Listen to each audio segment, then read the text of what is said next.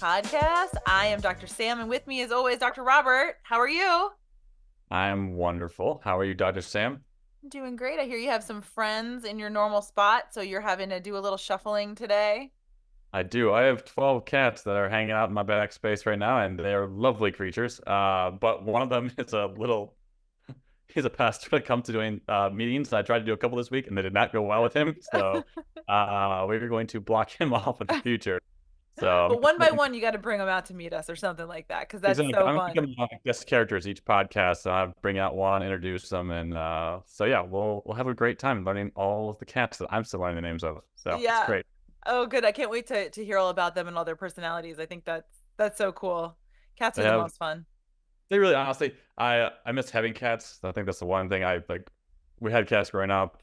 Now I've had Oki obviously for the last 12 years, and I couldn't really have a cat because of him most of the time. But Hmm. now he doesn't care as much. He's just old, and having He's like, cats back, whatever. Go ahead, have a cat.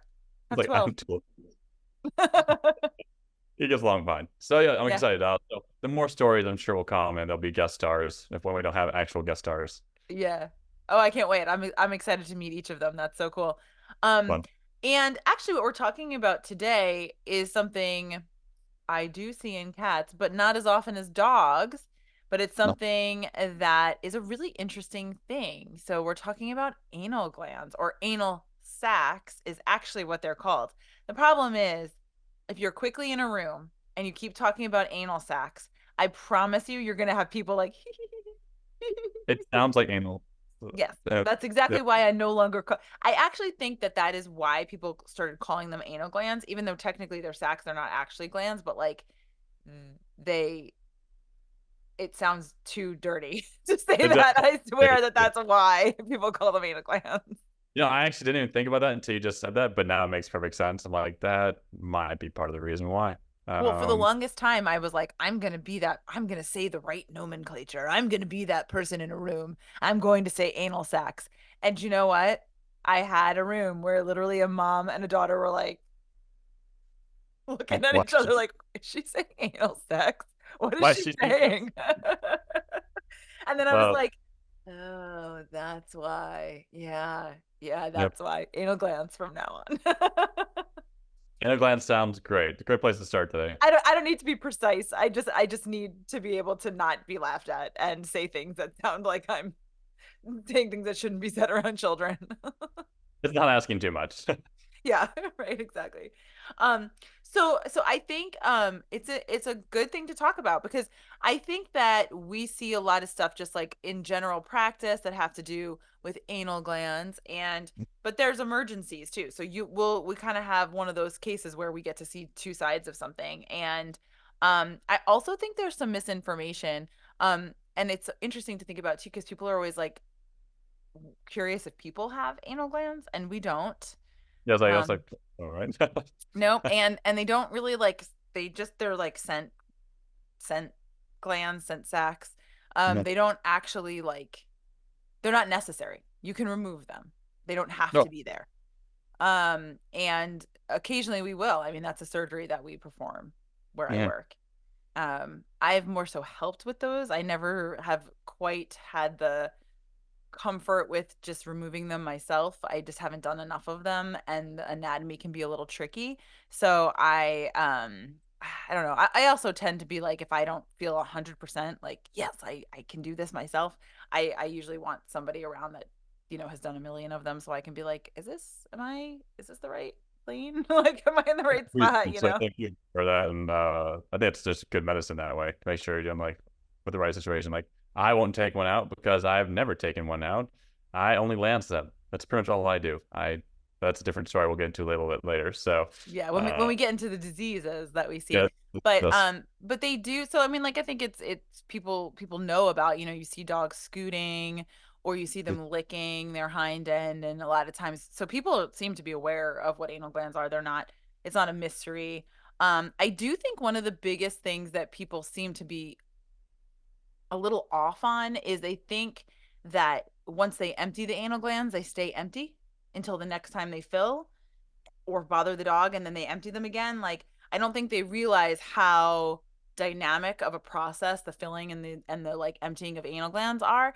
And so the people who come and have their dog's anal glands expressed once a month, they seem to think like that's all that it's expressing. And it's like, no, no, they're expressing like all the time, like every time they have a stool, pretty much. Exactly. I think we should dispel some rumors, even for myself, because I honestly don't do this part of the medicine that much. Mm-hmm. But I think there's like one rumor that goes around that once you start expressing anal glands, you always have to keep expressing them because like you started this cycle of like they need to be expressed all the time. Because enough people like make appointments for it. That's all they come in for is I'm here for anal gland expression. Like that sounds like a horrible appointment. I Yeah. wouldn't want to. Yeah. So So no, that's a myth. That's a total myth. There are some breeds that are more prone to having issues with their anal glands than others. Like I think poodles are like the number one dog for, and like a lot of the little furry guys, cavaliers, I think are on that list. Brachycephalics are definitely on that list. That they tend to, well, yeah, all the things. shocking. They it just put Frenchies on the list for everything, but no, they do tend to have a little bit more issues. But definitely the little fluffy dogs, we're definitely expressing anal glands on smaller fluffy dogs than we are on bigger dogs. I mean, there certainly I we do and we have and I do express anal glands on shepherds or you know what I mean, like all sorts of dogs. But no, you could express a dog's anal glands one time and never again. And that because when they have a normal formed stool, they will express their anal glands. Should do that for them. That's kind of the whole point. It should, yeah, exactly. And for one reason or another, sometimes the material just gets too thick, so they're not fully expressing. They can have issues specifically with their anal glands, which we'll get into the list of like the things that happen. And I have definitely had cats that need their anal glands expressed. So it doesn't Absolutely. happen as frequently. Like it's a lot less frequent, and there's usually some reason why I'm having to do it other than just like scooting. You know what I mean? Cats don't. That's not usually. I actually don't think I've ever had someone come in and go, "Oh, my cat's scooting." I don't think I've ever had that complaint. No, I've never had cat scooting. Ironically enough, I had this was a diseased anal sac or anal gland. See, now you don't know Uh, what to say, right? You're no, kind I of like, don't know. ah. I'm off my You can game call them now. This anal glands. It's podcast is okay. over. And the podcast early, guys. The cat actually had came for like kind of hard time walking actually, and I was doing like and I missed it. Honestly, I missed it the first time because I was like, I can't figure out why this cat's having a hard time walking. I did all the orthopedic stuff, sent it home on pain medications, and like a day later they came back and said, "Hey, we want our money back because our cat had an antibiotic." I was like, "I am so sorry. I honestly completely missed it. Didn't even like. It must not have been bad at the time, but yeah. So it was Well, weird. I think give yourself a break because number one, that is I'm not I don't think if somebody was like, "Oh, my cat isn't walking properly," that I'd have been like, "You know what? Let me go ahead and check those anal glands." Like I don't know that those two things would go together. But the Yep. other thing too, I've definitely had this happen, and this is like outside of the anal gland realm, but just abscesses in general. Mm, Um, in cats, sometimes they're really hard to find until they're not, like until they're yeah. obvious. And Okay. like, so I've definitely had some like ADR cats that like all of a sudden an abscess bursts open and you're like, oh, that's why you were not feeling well, not eating, not doing well. And now you're jumping all over the place. You're happy because that abscess burst and it feel a lot Oh, better, you know? So it happens, especially like depending on where the abscess is, it actually makes sense. So I think talking about the location of the anal glands, I mean, like that's a really important thing to know. So mm. if you're, I mean, not to be gross, but I guess anyone listening to this podcast, well, sorry, not if you're grossed out by anal glands, move to the next one. Um, but the if you look at the anus itself, the anal glands in dogs sit at I guess like what would we say? I'm thinking of a Like clock. So like 7 and 8 and yeah, between four, like 7 and 8 o'clock, and like what is five. that like uh Well, five? like four Yeah. o'clock and somewhere like that, Yeah. I think so 4 and 7 are here. yeah, 4 and 7, that's pretty good. um and in cats, they're just like a little bit more lateral, I feel like, than in Yeah. dogs. um but same general location. I mean, if you're looking, and I think a lot of times people think when they go to the groomer they're getting them expressed. So most groomers will just do it externally, so they don't actually go in through the anus and actually squeeze the anal glands Oh, really? completely. Yeah. So they usually don't. Okay. They actually just, while they're washing them, they'll just take them and squeeze them from the outside, which is why a lot of times what happens is, so people will take their dogs to get groomed, they'll do their anal glands, and then the dog will be just wildly chewing at their hind end, and it's like they didn't fully express them, so they're sort of like in that like not fully expressed but just enough to irritate them sort of space. So sometimes they'll actually, you have to actually need to go in and manually express them internally versus externally, and that will give them some comfort. That's lovely. I did not That's a know that. GP thing right there that I'm sure you've not really had to deal with.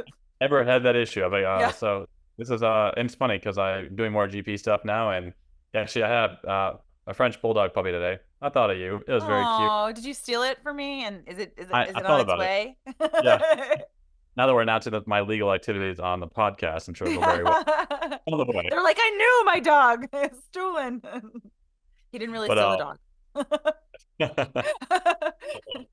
but yeah, it's nice to hear like some of the stuff that's funny because we can be so narrow focused on what we do, Oh but yeah. yeah, so much that we still don't know, and that's why I like talking to you, Sam. Doing Yeah. into the You world learn of the Jen. GP stuff. And actually, I mean, it's a good thing to know for Frenchies because definitely we do see some anal gland issues with them. Mm. But as far as expressing them, then do you really ever express anal glands anymore? Or you probably not, right? Only if I'm worried about like high calcium. Uh, So you're in there so anyway, and then you express them. yeah, Gotcha. so that's I'll do an exam. I'm gonna do rectal exams, obviously, but like I don't. It's not a pleasant smell if you don't know what anal glands smell like. They're not pleasant. They're Fishy poo. what was that? Fishy poo. That's the most accurate and offensive term I think I've heard for that. You It is can't quite unsmell it. It's a terrible now. smell. It burns on the inside of your nose. I swear. Burning. Whenever an anal gland is expressed, you're like, oh yeah, yeah. And dogs will do that too. Like when they're nervous. Cats also. Oh yeah, cats a lot of times they'll express their anal glands when they're Really nervous. the worst when they do that. When they get so nervous, they just have like they Mm-hmm. express it on clothes, and you're like, I can't work anymore today. I'm done. Yeah. Just I'm not gonna worst. lie. The worst was the time that I definitely expressed an anal gland and it went in my mouth. Oh, that's horrible, Yeah. Sam. Yeah. Ugh. That's bad. That was a that's a like I need to go home now. My day is finished. I'm Yeah, done for the day sort I'd of be quit situation. veterinarian. Like I'm gonna do another job at this point. I can find another career. It's terrible. I actually had one of my old bosses. He used to think it was funny because he knew that I wanted to be a veterinarian. So this is when I was a technician before I went to vet school, and he'd be like, "Oh, there's something I really want to show you," and I'd be like, "Okay." He's like, "This anal gland is not normal. You need to see it," and I'd be like, "Okay," and then he'd like aim it at That is me. a Mm. horrifying person, and Yeah, that's yeah. not No, that. he was good. He had good aim. Like he never actually hit me, but he just would get it so that it would like come at you and then you'd be like, ah, and you'd get out of the way. But like, yeah, yeah. He was a funny guy, actually. You have to express a lot of anal glands in your life to have good aim with them. Just be very clear, like Yeah. that's not a thing. It's not every anal gland that you can like point and aim. Like, I'm gonna get I'm gonna get you with this one. But yeah, definitely some are more, easy to direct than others. This might be the most offensive podcast we've ever done. I think so. People are like, "Oh my God, what are you guys doing to my dogs?" Like Um, that. but yeah, I mean, and I think a lot of times people will also like dogs with allergies. People think that their anal glands are full all the time because they're always chewing, chewing, chewing. And actually, a lot of times it's like, no, that's actually their first sign that they have allergies. Their Yes. anal glands are fine. They're normal. Yeah, maybe they had some stuff in them, but that's also normal. And so then we start to talk about allergies. So just a note, if your dog's looking back there, you can have their anal glands checked. It won't mean that you have to check their anal glands forever, but they may have allergies. So have them checked. So checked. Oh, that's funny. Very true though. and and so like if you ever find too, because some people part of the reason that they get their dog's anal glands expressed every month or every 2 months is that they'll leak. They'll get full and they'll leak, so they're actually not quite doing what they're supposed to do. They're not supposed to just leak everywhere, and that's a pretty gross thing. Yeah, that's terrifying. I mean, I guess owners could learn to do it on their own. It's not rocket science. You just want to make sure you do it or taught how to do it first. I'm not sure if you really want to do it at home on your own. It's a gross So job. many people will not do it. I mean, I think part of it too is you really do want to have gloves. I worked with a Oh, doctor who used to do it without gloves. oh, come on, really? Different doctor than the one that would aim it at me. He I don't used know if I gloves. believe you. I'm just But yeah, no, I worked with a doctor who bare hands, he'd go in and he would I was like, no, that's so gross. so horrible. That's I know. just You want to know the worst part about it? yeah. I was working at that time in the kennel, and he didn't actually like to use like paper towels. He would take old like rags, and he had a stack of old rags that he would use for anal glands, and then he'd throw them in the alley. Like, so the way that it was set up, there was like an alleyway behind like the room he used as an office. So he would just Yeah. throw them out there, and I'd have to collect them and wash them so he could reuse them. Sam, that's so offensive. I'm not sure I can keep this conversation going. Isn't that horrible? That's so cheap. I know. like I know. like an One day impression. we should have a podcast just dedicated to like the things veterinarians do to save money. To you know, How cheap that's can actually not a bad idea. veterinarians be? Because I'll tell you what, I have seen some interesting things. Yeah, that's a really good point. We should do a podcast. I'm sure we could actually get some of the audience to join in that one. Someone is your best MacGyver Yes, to. because that's a like a perfect example of what veterinarians are always MacGyvers. They always do like you're always like just you could just get a repairman, and they're like, no, I if I just did this and I kind of do this, then I do this, I can get it to work for another 10 years. It's like, That autoclave, it's as old as I am. this duct tape fixes everything. It's pretty much that It's attitude. true. It's true. But That's never wrap your dog's paw in duct tape. I've seen that. We'll talk about that that another takes. day. Thank Don't you. do that. But so some of the diseases though that we can see. So probably the thing that you see the most common, I'm guessing, would be anal gland abscesses. Is that right? Yes, by far and large, that's probably the most common one. That's usually when the gland itself gets impacted due to like an infection in most cases. And it gets very hard, very painful. And I don't know if anyone's ever had an abscess, but not even just obviously anal gland abscesses as a person, but abscesses hurt. Like they Well, hurt a think of lot. like the most painful zit you ever had. Yeah. And they're worse, like Yeah. so much worse. And so, yeah, essentially, those unfortunately happen in the back end because there's nowhere for them to go because they get blocked. They tend to rupture out the skin, and your dog feels sometimes better afterwards, but still hurts quite a bit. And you then have to go to your veterinarian, have them flush out the duct, clean out the wound, put them on antibiotics. I think that's about it. What do you use? I'm just curious. For antibiotics or for what? Mm-hmm. Do you have like I a usually go-to? Clamox does a really great job. I'm not sure if you need it most of the time because abscesses have bacteria that don't like oxygen, and so really just opening them up most of the time helps. But what do you use? Clindamycin. No, okay, nice. It's my People, go-to for most abscesses because it's cheaper to honestly than Clavomax. Also, I Clavomax consider is that. just expensive, but Yeah, Clinda does a actually, great job. We also have Cleanse Guard, so we actually have like topical clindamycin that you can infuse into the anal gland also, oh, which nice. sometimes we'll do that depending on like sometimes you get them where they're open but they're not like you know what I mean, like fully draining. And so sometimes if they're kind of on their way, but I'm not going to sedate them and like open it all up because for whatever reason we don't have time or the people can't afford it or whatever. Sometimes I will just infuse it. Although I have found myself infusing more like basically ear meds like because it's got the Oh, uh yeah. yeah, it's like it's got anti-inflammatory, but it also is got all the stuff you need to kill most bacteria. So it's actually pretty nice because they usually like it, and that's actually my like go-to for anal sacculitis, which is different Oh, than an anal gland abscess. So one big thing that I do think happens is in that time before you go see Robert, a lot of times you'll come see me because you'll have seen a little bit of blood or something like that. And when we go to do an anal gland expression, if your dog is, sometimes it's because they're scooting, sometimes it's because they're licking, sometimes because you've seen blood, but it's before it actually totally ruptures and has that hole that Robert was talking about that makes them feel a ton better. But sometimes you just get sacculitis, which is an inflammation of the sac itself. And that can be from infection, it can be from impaction, just like before it ruptures. And at that point in time, because of the lack of blood flow to it, it's not super amenable to oral antibiotics, actually. And so what I have learned over the years is if you just stick them on antibiotics, sometimes you get lucky and it'll clear, sometimes it won't. And what works best for those is actually infusing them with an anti-inflammatory. So usually an ear medication or Animax, which is antifungal antimicrobial and has a or Panalog, whichever one you know, but it's Uh, the old school kind of trifecta of antifungal antimicrobial and anti-inflammatory, so it has a steroid in it.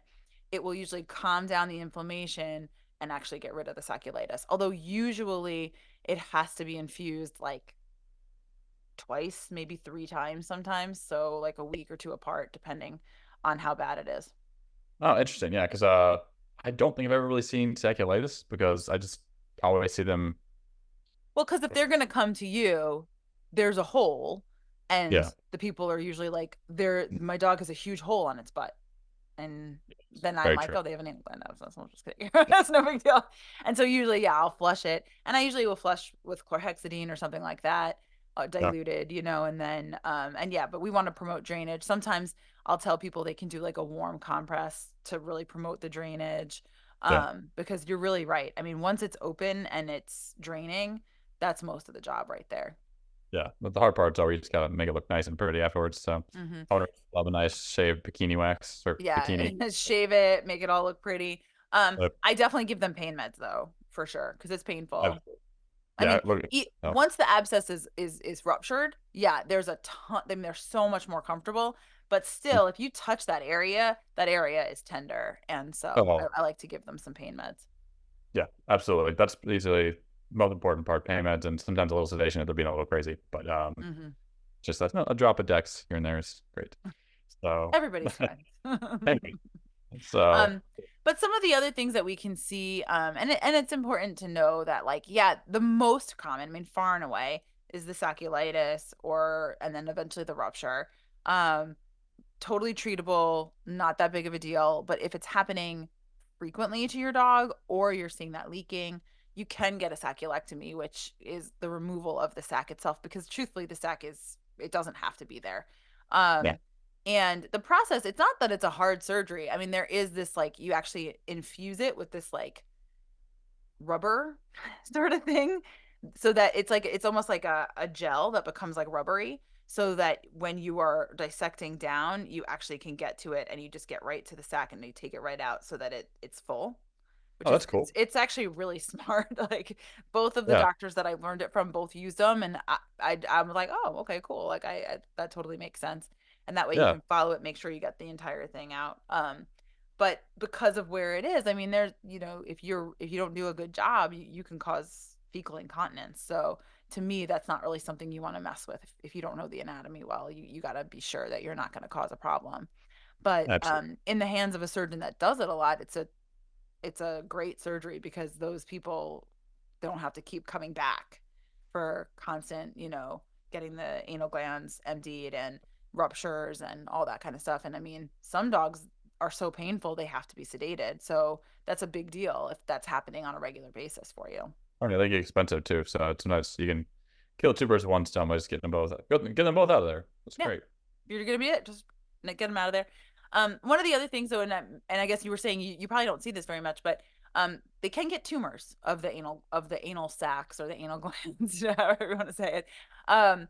And they are a pretty malignant tumor. I mean, I think they can get benign ones as well, but if they're a true anal gland adenocarcinoma, they can cause hypercalcemia on blood work. So one of the first things that we do as doctors when we see an increased calcium, probably the first thing you did when Loki had a high calcium was do that rectal exam and make sure that he Oh didn't yeah, have an he anal loved it. gland carcinoma, right?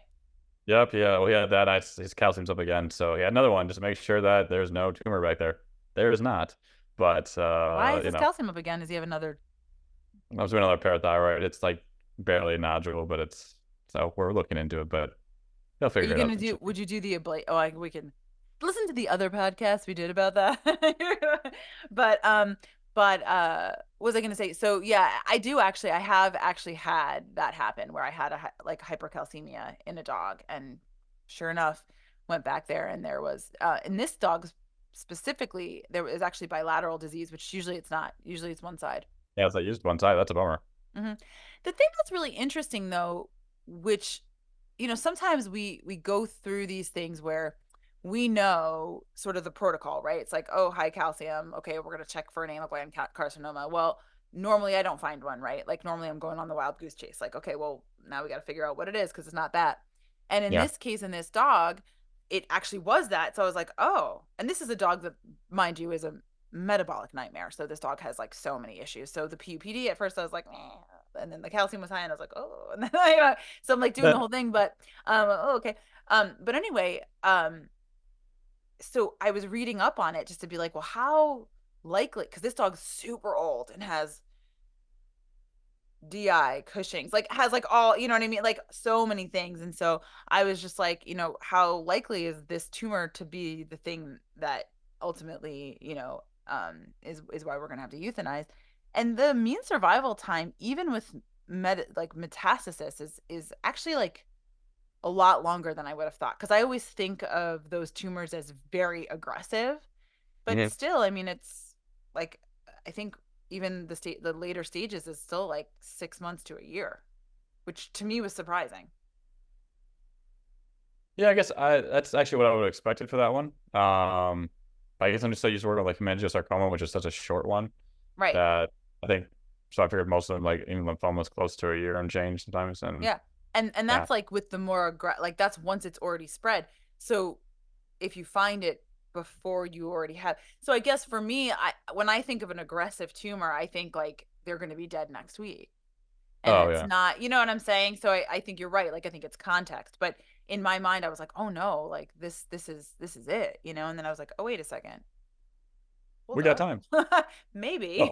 Oh But it's hard because the thing is probably, and they, if it is that, right, like, so where they were on the fence about whether they wanted to test to make sure, and the whole, because of the age and everything else that's going on, and so there's more to the story, but you have to remove the tumor to help get the calcium down.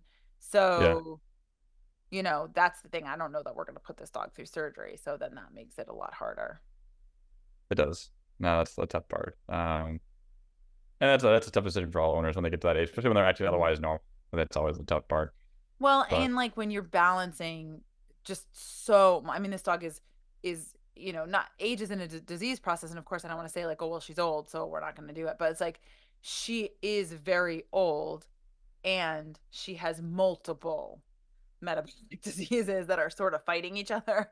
And yeah, so it makes it really, really hard. Although they've been very dedicated owners. I mean, I can't say enough like wonderful things about them, like all the things that they've done all over the years. But you do see that they sort of start to get like, I don't know if I can take another like major disease process, because it takes a toll on you every single time you go through one. Because I remember getting to that point with Phoebe, like, not that I loved her any less or that I wouldn't have gone to the ends of the earth for her, but I mean, my goodness, I had been through the saga of Phoebe. One day we should do a podcast on Phoebe, just all the diseases that made me become a vet because she, okay.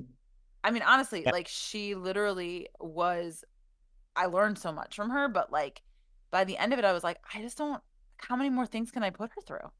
You know what I mean? Like she's been through so many surgeries. She's lost both of her eyes.